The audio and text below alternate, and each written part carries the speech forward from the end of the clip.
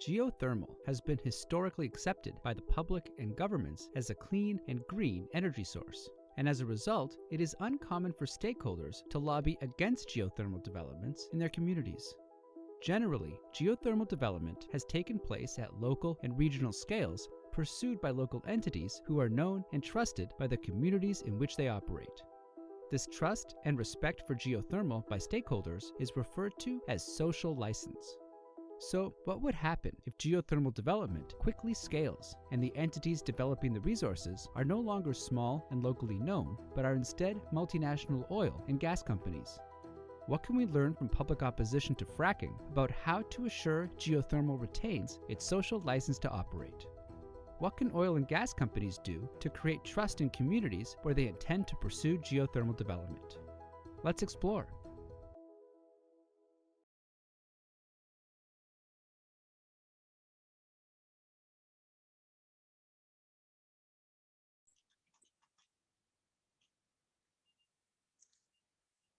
E ngā iwi, e ngā mana, ka huri ngā mihi ki a koutou, tēnā koutou katoa. Nau mai, haere mai ki tēnei kōrero. Hello everyone out there in Zoom land. My name is Andy Blair and I'm the president of the International Geothermal Association and co-founder of Upflow, a geothermal research consultancy and innovation company based in New Zealand.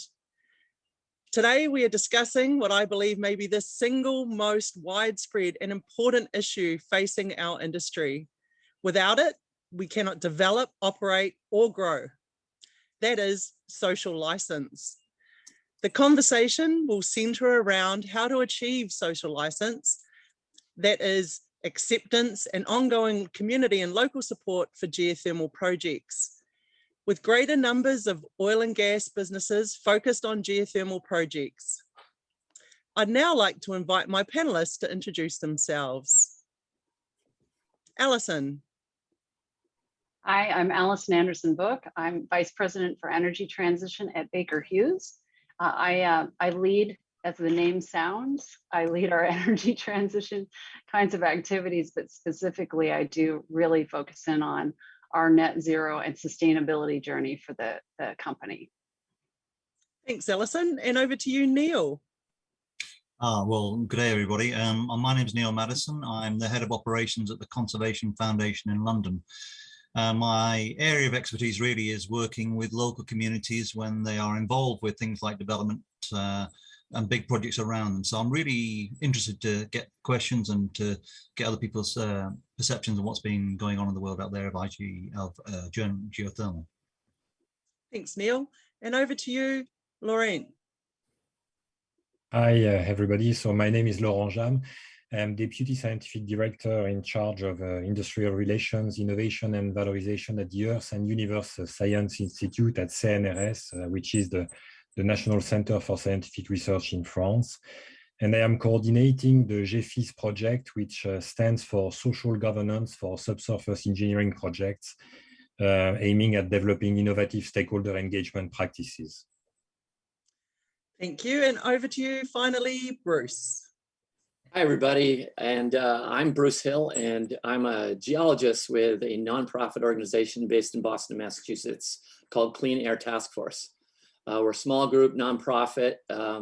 We have people working in EU, China, South America, and Africa. There's about 60 of us, scientists, engineers, and lawyers. And we're a non-traditional, let's say technology-based, sometimes counter to environmental groupthink.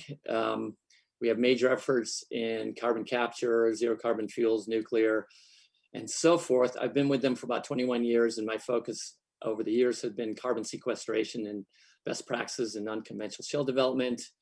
As far as geothermal, we're just starting to get into this space, really interested in supercritical systems, and we're one of the only NGOs in this space at the moment. Great, thanks, Bruce.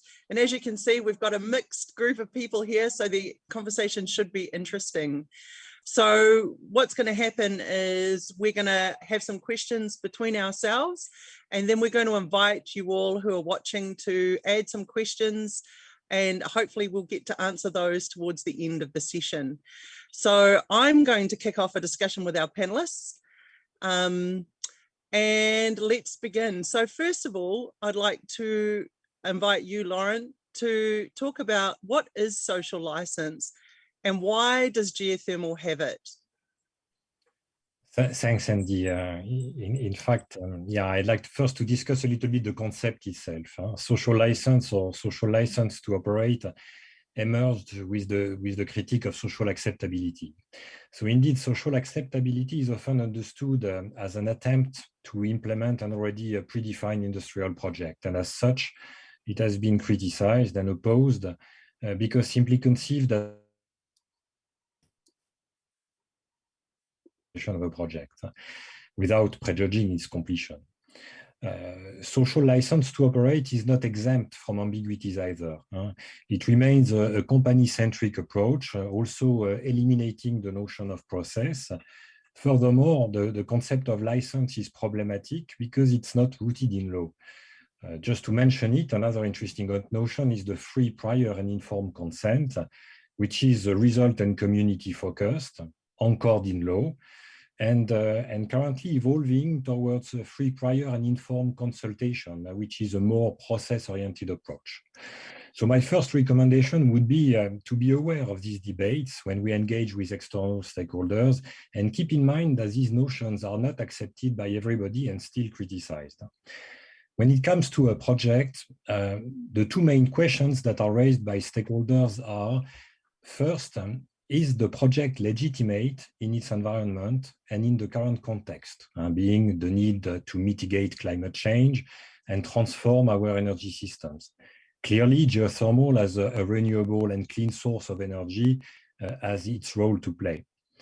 But second, are the project implementation conditions acceptable? This is really an important question for project stakeholders usually. So these two questions have to be debated with stakeholders, and to some extent, the answers to these questions should be co-constructed with them through what we call stakeholder engagement processes. So in conclusion, I'm not sure that geothermal has a social license. Conditions might be more favorable than oil and gas projects, or maybe CCS project too, but nothing is granted a priori. Social license has to be gained and preserved all along the project lifetime. Thanks. And so social license is about people, right?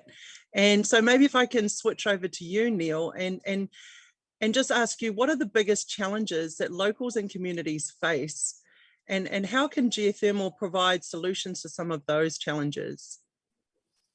Well, thanks, Andy. I mean, the point to it, and I think Lauren was making some excellent points there, and building on that, really, social license is one term, but it's a diverse group of people. I mean, the local communities themselves, there's a lot of experience and a lot of knowledge in working with local people around big developments. And I'd point to things like the timber extraction industries, even before oil and gas.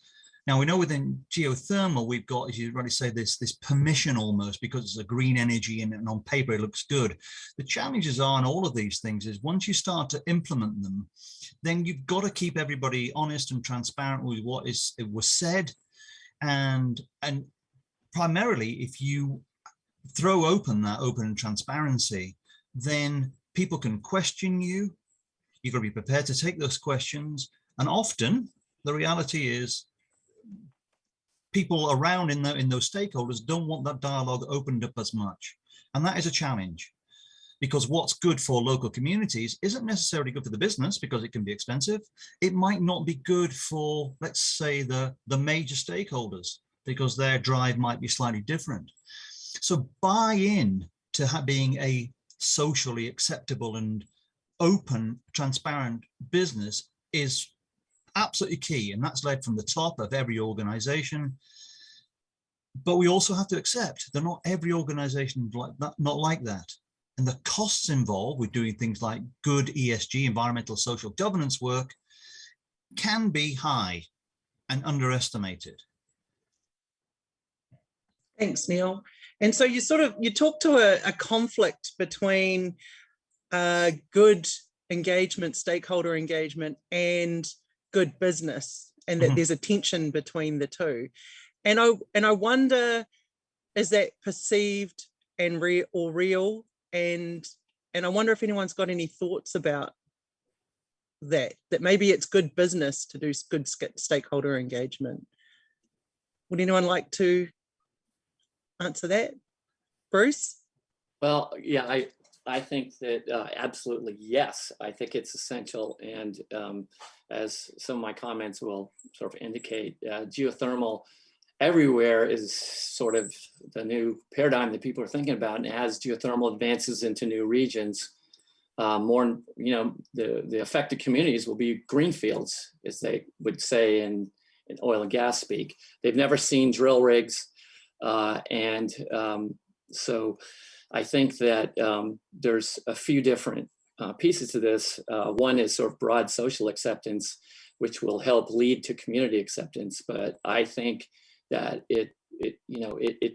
it's really very good business in terms of developing geothermal in a way that it spreads globally beyond where it is today in hydrothermal areas.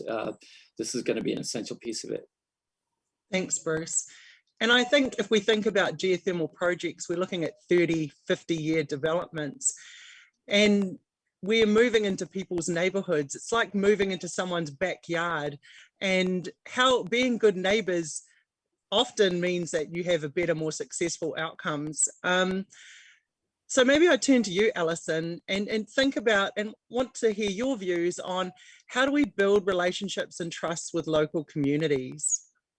Yeah, so I should say I'm going to represent a broad field of view from what I picked up from working in this area for about 20 years.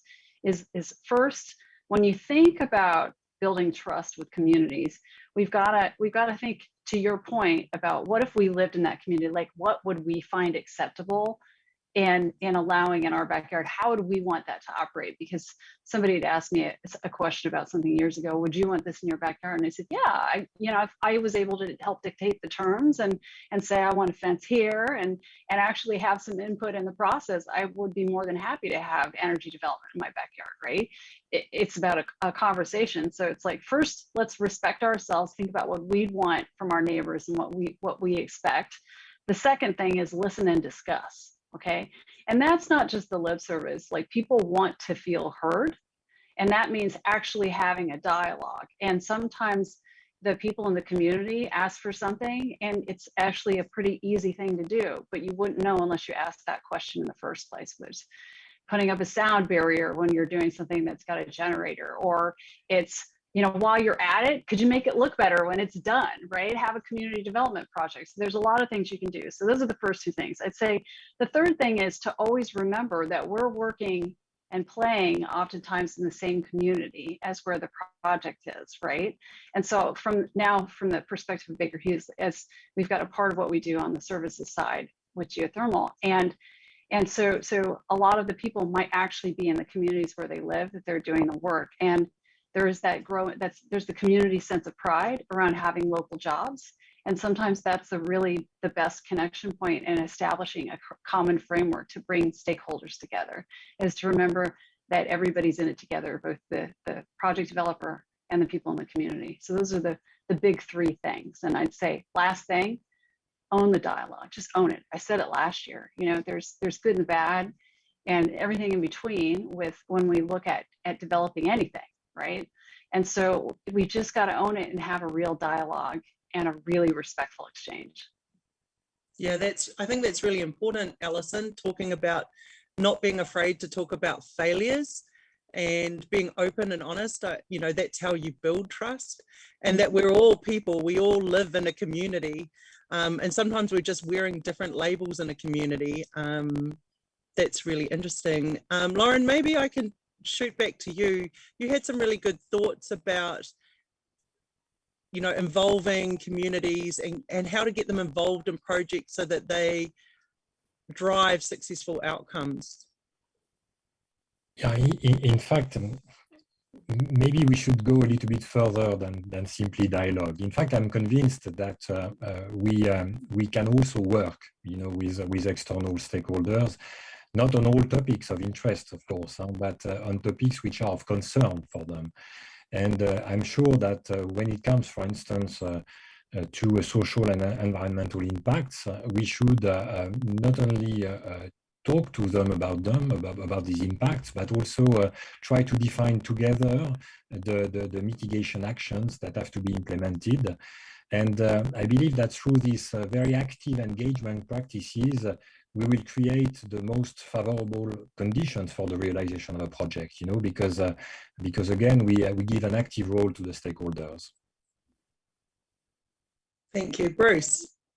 I think there's another piece of this that is really important, and that is probably because I live in a rural area, and I see geothermal as a decarbonization solution. And we need to recognize in this process the communities are not monolithic. If we learn anything about social license from shale gas and the development in the Pennsylvania, US Marcellus Shale, is that it pitted neighbor versus neighbor. It created winners and losers. Relative to sort of the more environmental side, not all stakeholders will be moved by decarbonization. For some, it will be about jobs. And it would be really easy for industry to run with this sentiment, but it could doom broad approval. So there really needs to be a balance, and industry needs to come in and really listen to both sides and all sides viewpoints, and recognize that there are those. In the case of the Marcellus, it was a mineral rights conflict. I would say that individuals hold surface and sometimes subsurface mineral rights, and to use I guess an old term, but landmen showed up and started paying for lease and mineral rights, and there were winners and losers. Early people got paid less, and later ones got paid more, and some people held out, and then there's places where it's potentially where the oil and gas companies drilled underneath people's homes, so there's, that's one of the advantages or disadvantages, I guess, socially, of directional drilling. So I think that, communities are not one thing. And I think we've learned that more and more in the past, 3 or 4 years, particularly in the United States. So I think that, the industry should ensure that community members will benefit fairly from the energy source. And for that kind of cries out for industry engagement best practices. Yeah, thanks, Bruce. And I think, that talks to, we're talking to groups of people from diverse groups of people from in the complex local environments, but surely some of these solutions are simple when we think about, how we respect and talk to people. And we do have to be careful about good intentions leading to unintended consequences. So maybe, Neil, would you like to add to that? Okay. Thanks, Bruce. Neil, would you like to carry on? Yes, I mean, really on from what Bruce was saying is that fact that communities are different. There's no question at all, and situations change. And one of the things that's come out over the years is the dependence almost, or the insistence on environmental impact assessments. And in my world of conservation, they've been downgraded in terms of their relevance only because it's a snapshot. And a snapshot, it changes. And my question around any big development is you can say the right things at the right time. When you implement it, you've got to live what you've said. And there are sometimes a lot of costs involved. And then people can start to backpedal. You shouldn't underestimate the costs of true community engagement. You shouldn't underestimate the difficulties that's associated with it. So in terms of process, it is, as like Alison was saying, about participation. Make sure that the people are represented. But more than that, of everything else, you have to have buy-in from the very top. This is the approach that you want to take. If you don't have that, if it's whitewashing, if it's just to make money, it's going to crash and burn. Okay, so just going back to what I just said, that was keeping our companies and our industry engaged in social engagement and stakeholder engagement in a positive way. Should we be using carrots or sticks or both? Does anyone have an opinion on that? Neil? Well, I've said this before, I mean, carrots and sticks is an expression that we've used for many years because we recognize that law enforcement on its own and prevention is not going to work. And it's true of everybody. It's just a human trait. If somebody tells you to do something, your natural reaction is, well, do I have to do that? But converse to that, you've got the pure incentive schemes. And the trouble with pure incentives is the fact that it often doesn't address the problem in the first instance. Around the environmental world, this is the real challenge. So there's a paradigm of the three-legged stool here, which is you have to have this control, this law enforcement, this respect the rules as one of the aspects. You have to have alternatives to existing behavior, that it could be destructive. But thirdly, it is local ownership of where the sense of direction goes. So you can go in, do a project and leave it, but leave that capacity with the local people to take it on in the direction that you want to achieve things. Thanks, Neil. Alison? Yeah, so, the carrot and stick question is a good one. I think oftentimes there's always this it's kind of a rush for people to say, oh, if they're not doing it well, it's like let's go to the stick right away. But oftentimes when you mandate things in the space, it becomes very checklisty and pro forma, right? And then the engagement isn't a very earnest or authentic dialogue, right? And for like real community engagement to work and be successful, everybody needs to see that we are coming together in an authentic place, right?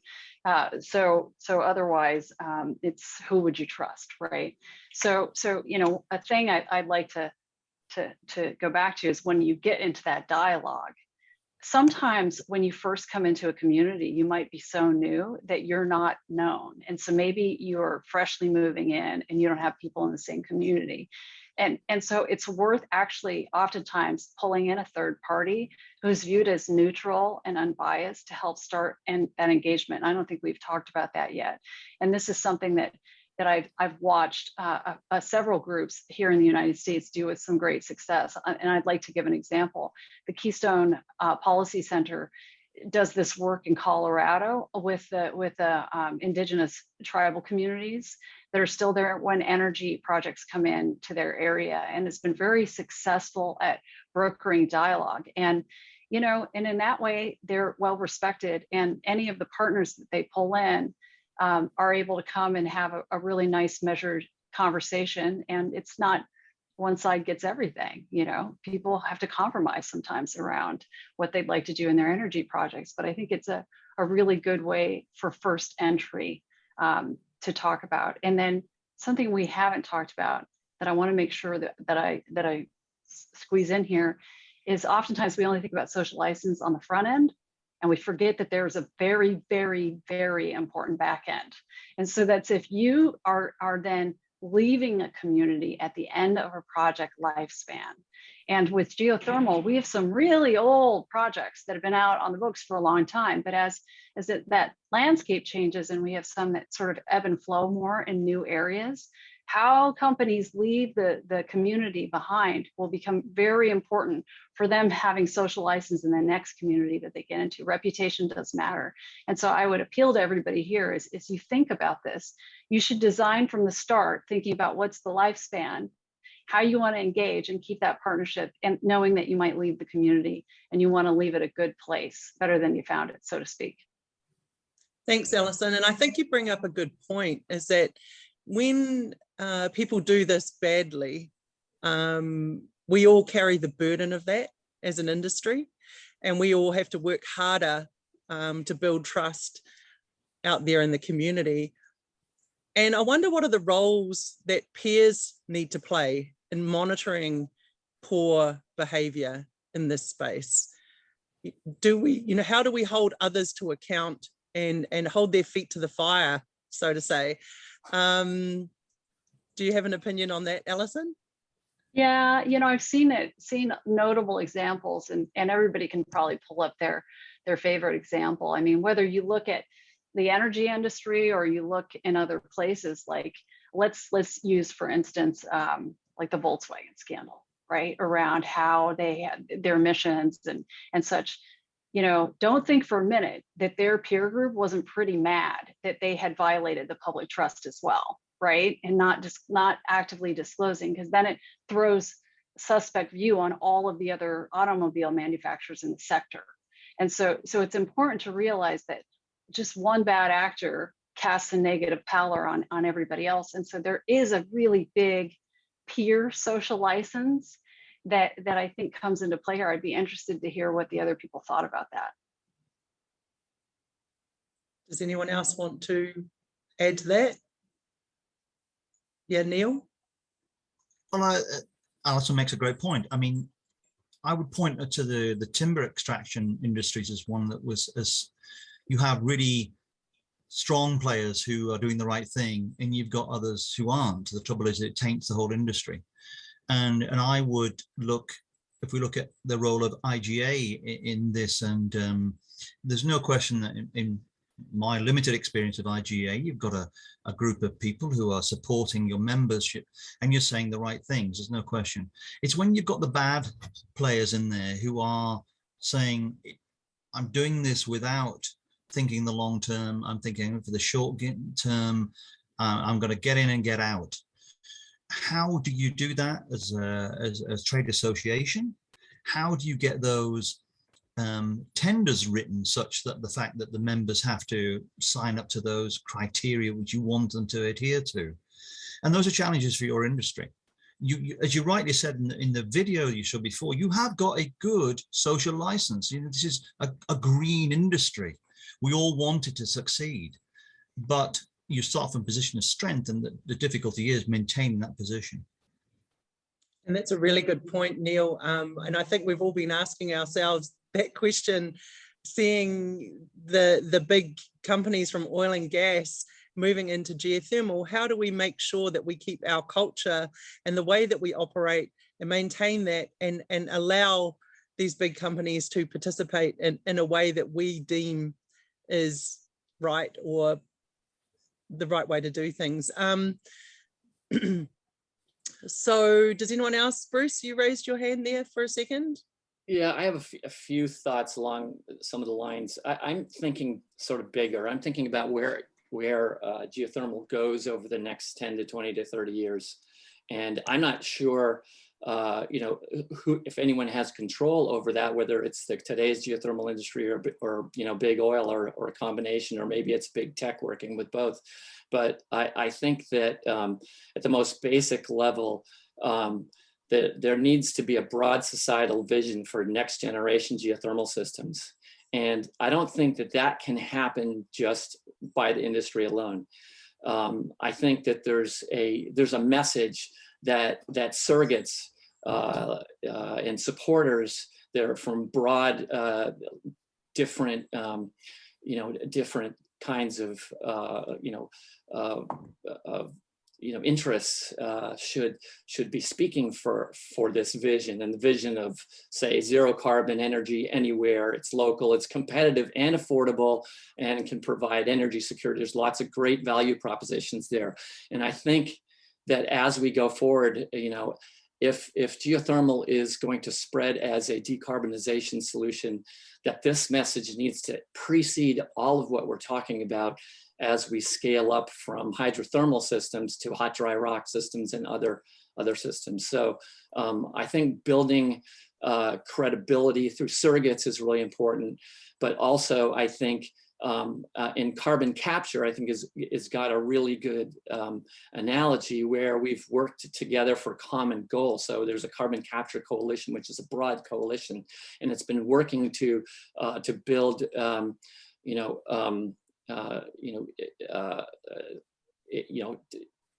supporting incentives and things like that, and we've come up with the 45Q, which is a tax incentive, and there's feed-in tariffs in the EU and so forth.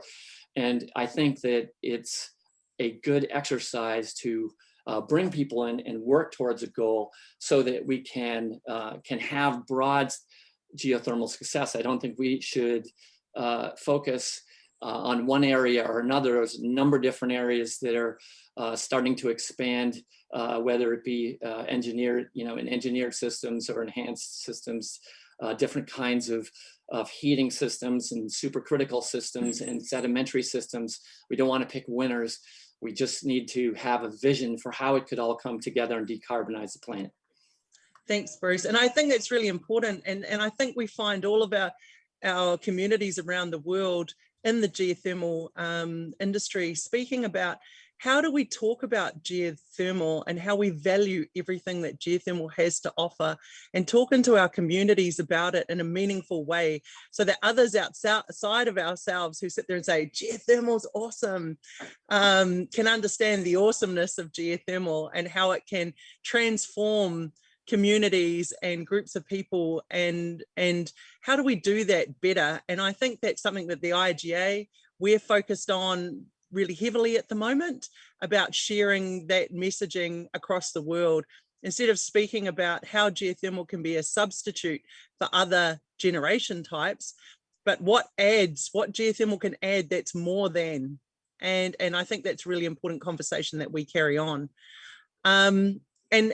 What I'd really like to do is you talk to this a little bit, Alison, but I'll ask you, Lauren, to talk about what are some really good examples and models of social license and stakeholder engagement that you know about around the world. Doesn't have to be from this industry, but who are the people that are doing this really well, and what does really well look like? I think we are beginners, you know, in most cases, and very often we have to face difficulties. So I think there is a lot, you know, in terms of progresses. So I would not give gold medals like that. Huh? I'd like still to make a point, you know, the issue we have, in fact, it's much wider than geothermal. I think that what we really have to do is to convince the civil society stakeholders that resources and uses of the subsurface have a role to play in the transformation of our energy systems, to avoid a systematic opposition in the realization of projects, because that's a big issue which is which is not limited to geothermal, unfortunately, and this is also linked to the way laymen represent themselves, the subsurface. You know, it's we have our own objective representations as scientists and technicians, but it is not like that. You know, that common people figure, you know, what the subsurface is, and we have really to help them better understand not only the technologies, but also the medium itself, the differences in scales and so on.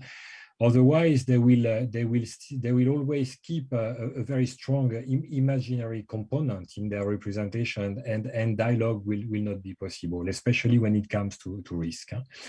So coming to your question, I think that definitely a thorough stakeholder engagement process is absolutely mandatory, and for me, it starts with a very thorough analysis of the project context, the project stakeholders, the different issues and concerns that these stakeholders may have with the project. So a lot of companies do that. Stakeholder analysis is a common practice, but very often they don't know what to do with it. So all the goal beyond that is really to define a stakeholder engagement strategy from your stakeholder analysis and your context analysis. And first of all, what you have to establish is the conditions of an informed dialogue on the legitimacy, the raison d'être of a project in a specific territory. And we talk a lot about geothermal, but there are different kinds of geothermal, and the benefits of these different kinds of geothermal projects are different also. They may be more or less local, and we have to take all that into account. And when the legitimacy of a project is established, the discussion for me should move to the project implementation conditions, with, of course, a very strong focus on impacts and risk. You may know that in France we had a very big failure on implementing enhanced geothermal systems, and we had to stop a project because it triggered an earthquake, several earthquakes of magnitude higher than 3. And it's very likely that all the sector now will have difficulties to restart. So project options, actions to mitigate risk have to be debated, but not only debated, they have to be discussed, and solutions should be found with the involvement of project stakeholders, and they should be part of decision-making processes. My point is that the more active the stakeholders are in the process of carrying on a project, the more favorable the conditions for its realization will be. Thanks, Lauren. Alison. Yeah, I like that parting shot, Laurent. It's good. It's like the more, so oftentimes we think about the activist sort of community person who goes in the direction you don't want them to go, gets really excited and takes the project down. But I think companies need to maybe not fear that, and yet kind of embrace the role of the active public, right? Because it's sort of, I don't want to, maybe it sounds weird if you can't beat them, join them, like joining forces together to say tackling things with a really enthusiastic leader is a really good way of really having good alliance. Like, you know, Andy, you raised the question of like who's done it right. So I want to start with one example, which is the not good, and then show you the better and best. Okay, so the first example I can think of is actually in early days. I may have mentioned this last year, but if people are coming back and didn't get to hear some of this last year, there was a project in the early days of the Department of Energy's carbon capture and storage phase 1. Like very early research projects on the storage side, and it was slated for Ohio, a small community.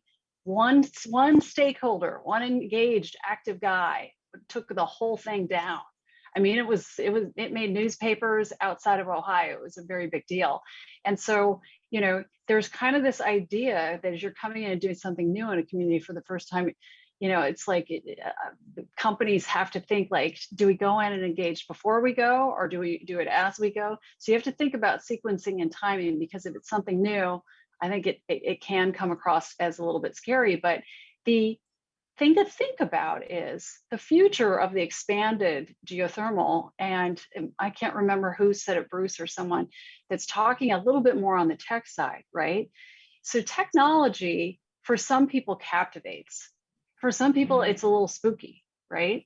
But what we can all agree to is that if you take someone and walk them around what the technology is going to do, and actually kind of expose it for what it is, and how it will lead to clean energy production in this case, you know, there's a lot of deep and trusting engagement that can come off of that. And so the good example that I'll talk to you about is where companies would actually take people to their site and walk them around and let them actually kind of participate in a way in the activities of the day. And in one case, I did see, I should tell everybody, I did work for a US senator. And so I saw a lot of these public engagement activities. And so this was a mining company that I'm thinking of. I'm not going to say who it is because that's like too much shameless promotion in one round. But this company really wanted the community to understand how they were shifting away from one kind of mining into another. And the solution was a technological solution. So they brought in members of the community in small groups to come and participate. And in one case, because there was some autonomous drilling capabilities, where some remote operations, let some of the people do a mock simulation and actually steer that piece of machinery, right? It was risk-free and a VR space. But I thought that was a really fantastic example, and people walked away kind of feeling excited about it, that this new solution was being brought to their community. Okay, so I think that there are some ways that we hadn't talked about where you can use technology to really illustrate how you're moving energy forward in a new, safer, cleaner, more sustainable way. Great, thanks, Alison. I think that's really some really good highlights there. We might have to move on to the questions now. We've got some questions from the crowd, which I'm really excited to bring to the panel. I think one of the questions that we see in there that I think is a really good one, what about the opportunities in the relationship with local community? Isn't there something to be gained here instead of just managed?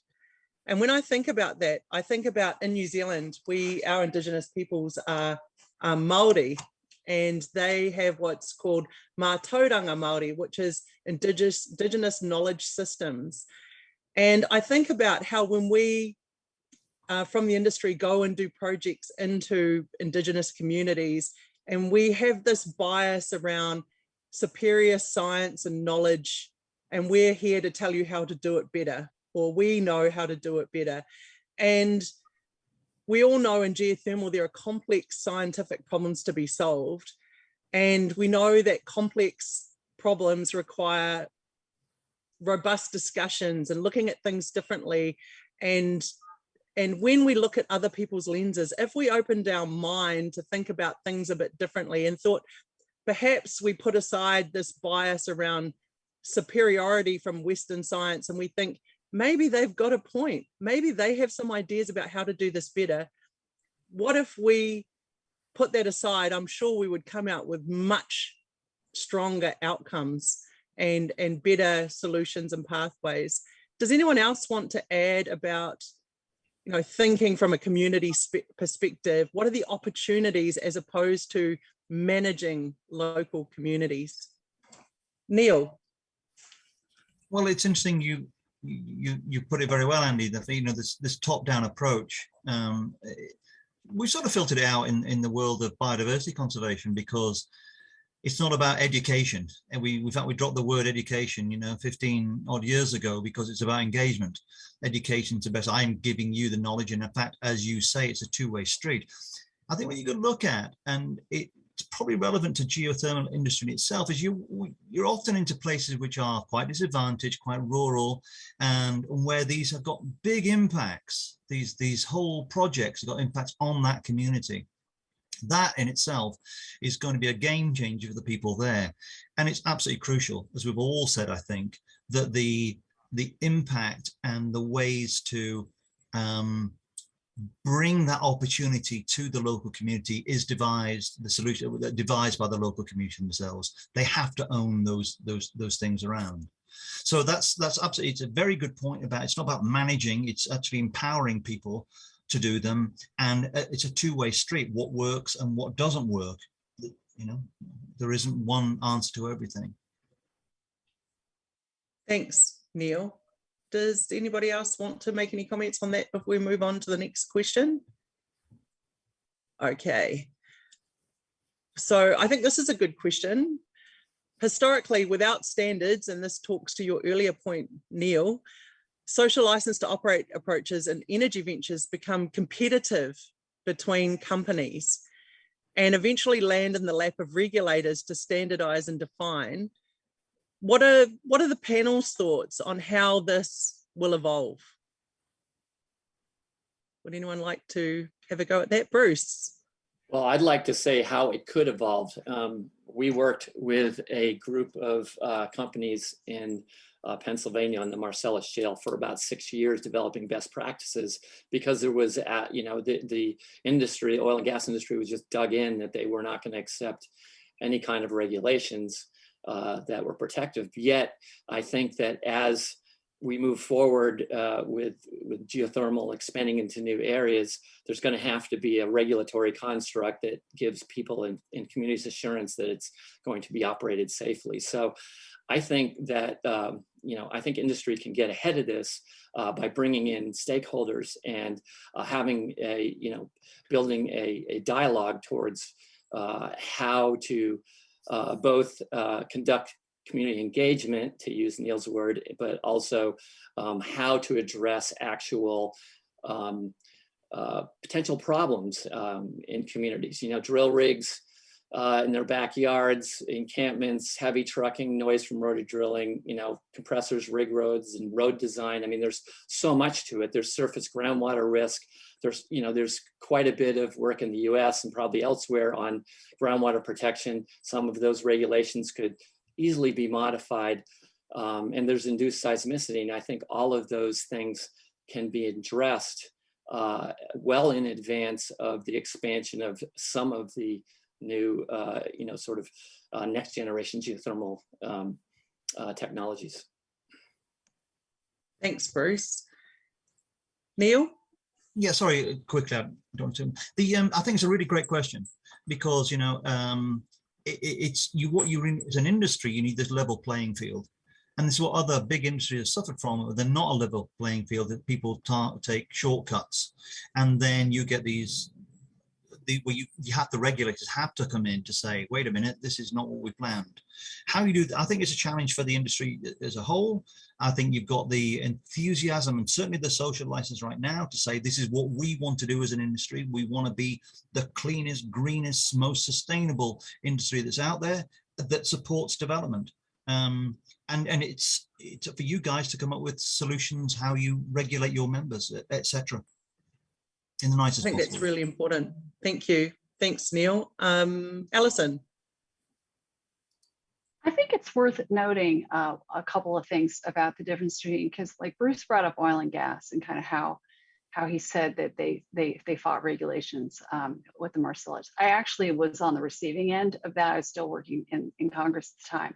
And there actually was a whole consortia with oil and gas at the heart that was trying to find consensus around a model framework that was looking pretty good. And so I wouldn't say that's universal. And I would say that's what's different from geothermal, is that with oil and gas, how a lot of the alliances are built where peers hold each other accountable happens in different trade groups, right? And there's a lot of them, and it's a really active space. And when you look at geothermal, there's really only two or three, okay? And so you've got IGA, and you have in the US Geothermal Rising, and it's very unified, okay? And so while many actors may have they'd like to tweak it this way, how they're approaching things is with a one geothermal voice. And so it's just worth noting that in all the other energy sectors, I wouldn't say that they're quite as unified in their thinking, and you get a big range of diverse voices. Geothermal, I've always been impressed by how they come together and think about driving operational excellence with the other companies in the sector, because it's so small, right? And that's I would say that's universal around the world. And I think it's a really point of distinction that is different. I feel the same way. I mean, there are benefits from being a small group. We're really well connected and we share similar values. And that's really interesting, because it points to that, how do we keep that shared voice as we grow? And there is perceived tensions between oil and gas and geothermal people. And there's this feeling of, there's superiority coming from oil and gas storming into geothermal, and how do we keep ourselves, and we're the minnows. And it's interesting, because how do we have conversations and move forward? How do we create a new culture that we come together and take advantage of some of those learnings? I think, what can we learn from oil and gas around stakeholder engagement, which is a weird way to say it. With this whole conversation, we've been saying, what can oil and gas learn from geothermal? But I'm sure there's stories and learnings that we can take. There's lots of money and thinking and investment in this space, and there are really smart people in oil and gas that we perhaps could learn from in this space. And I'd really like to see more conversations going on about this perhaps. What I might do is I might move now. We're getting close to the end of our little panel. Great discussion we've had today. I think it's a discussion that's being held more widely and we need more of. Perhaps I'd like to just move around to each of you and ask you to sum up your thoughts and tell us what you think about, after our discussion today, is important to leave with our audience. Lorraine, I might start with you and go from there. Thanks, Andy. Yeah, for me, what I would like to stress is that the main challenge we have in the implementation of project is really to engage external stakeholders in the process of implementing a project, deciding first on the project and then implementing the project itself. but privileging the most participative modes, at least for the dimensions which concern the most, such as the management or the addressment of social and environmental impacts. And the most participative modes are collaborations, and I think that Neil talked about also empowerment. And I think this is what we talk about, and not just communication or consultation, even not just involvement. And we should not fear these forms of engagement, because in fact, classical theories of social psychology, especially the commitment theory, assure us that this is how we can create the most favorable conditions for the implementation of project. Even if, of course, this is very much against company cultures, sometimes, because they are not used to work with the external world. But we have really to accept doing that and develop these capabilities. Great, thanks. Now I'll pass over to Neil. Well, that's an excellent point by Lauren, and sort of what I've taken from this and the input from these expert panel really is the fact that for me the challenges around the geothermal industry are about keeping those standards high. What Bruce was alluding to there was really about on oil and gas and the industry growing. You've got a macro environment right now where everybody is in support of green energy. We have the COP26 taking place later this year. We know we've got these massive targets that every country is trying to hit with their nationally determined contributions to lower greenhouse gases. Your industry is very well primed. My fear for it is that once it opens up and more these bigger players come in, that you are going to get undercut in terms of your standards, because it's a business. And business can drive things downwards unless you have, as somebody's talking about, rules and regulations. But how you regulate that is a challenge for the industry, I think. Thanks, Neil. Appreciate those comments. Bruce. Well, I guess I'm thinking big still, and I think that geothermal can be transformational. I mean, it really is not part of the decarbonization debate. And right now, commercial geothermal systems, if I have the number right, in 2018 were around 15 or 16 gigawatts globally. So it's a fairly small niche industry, but there's a huge upside. And I think that that scaling up means having a vision, and social license will depend on that vision, and that vision of how geothermal can transform energy systems to be zero carbon, and to be to be able to address energy development in developing worlds, in places where they don't have fossil fuels, and to address the problems of intermittency. So I mean, there's a lot of different ways to talk about this, but I think that geothermal energy can really scale across the globe. And I think that instead of, I think it's natural to think if you're part of a smaller industry like geothermal and you're looking at big oil, that's kind of scary. But I really think that geothermal can be the best of the geothermal industry today, the oil and gas industry, like utility industry, fuels, potentially hydrogen could be created from geothermal. I think there's a lot of upside, but I think that the social license, even locally, will depend on having a vision of how geothermal can move into the future and answer our energy problems in developing world, as well as the decarbonization of fossil fuels. Thanks, Bruce. And I just want to move over to you, Alison, for your final thoughts. So I have several. I'm gonna try to be very brass tacks here to get through a couple. So, this isn't the panel where we talked about the global energy demands and getting to net zero, but I do want to put this all back into context as to why this is so important. So, you know, the IEA came out at some point in the last year and stated that like the bulk of the technology that's needed to get the world to a zero carbon equivalent state hasn't really been developed yet, right? When you think about that. But I would make the case that in every IEA scenario, geothermal is a tiny little thing in there, and that needs to change, okay? And so we should get very excited about the fact that geothermal is having a moment, right? But as we do that, here's the cautionary bit, okay? That we've got a lot to lose in the pivot. And so the name of the conference is called Pivot for a reason, because last year, Jamie had some great wisdom to see that the way the world is going, people are thinking about how to pivot into geothermal in a bigger way. So that means there's going to be a lot of people. I saw this last year, and I continue to see a lot of startups happening in the geothermal space. And I am here as a big cheerleader for everybody, you know, coming from where I sit at Baker Hughes. We're very focused on geothermal technology. Okay, we want to see it be very successful. Okay, but we got to get it right from the start.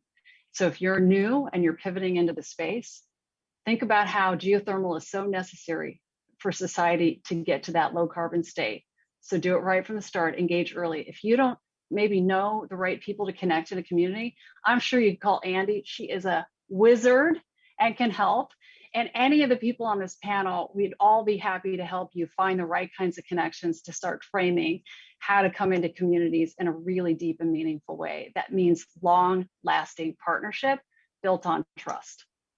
So we can really get to that low carbon state by 2050. Thanks, Alison. And so social license is about building strong relationships and being good partners and neighbors in people's neighborhoods and communities. And I think some of the key messages we've heard is don't fear engagement.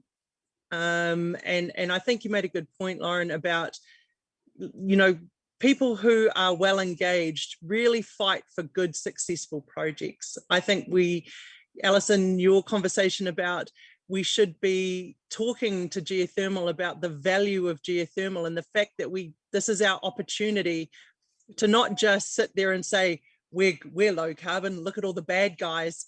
We should be actually showing some leadership and saying, let's get to zero, let's get to negative, and we should be taking everyone with us. And geothermal does provide more than just energy, electricity. It has some of the solutions to some of the world's biggest problems around access to water, around environment, creating food opportunities to grow and prosper, economic development for Indigenous communities. There's so much more, and we need to talk about it in a more meaningful way. I think that geothermal can be transformational, but we can only do that with people and communities.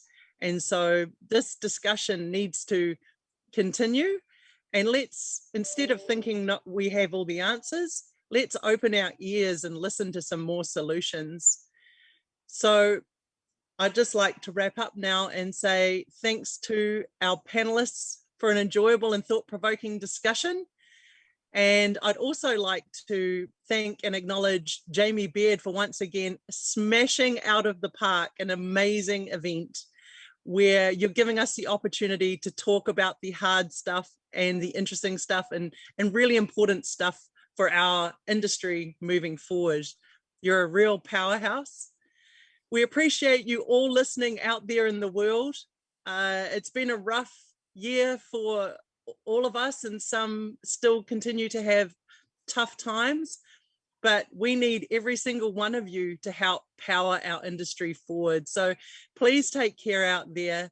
And I'd just like to close and say, nō reira, tēnā koutou, tēnā koutou, tēnā katoa.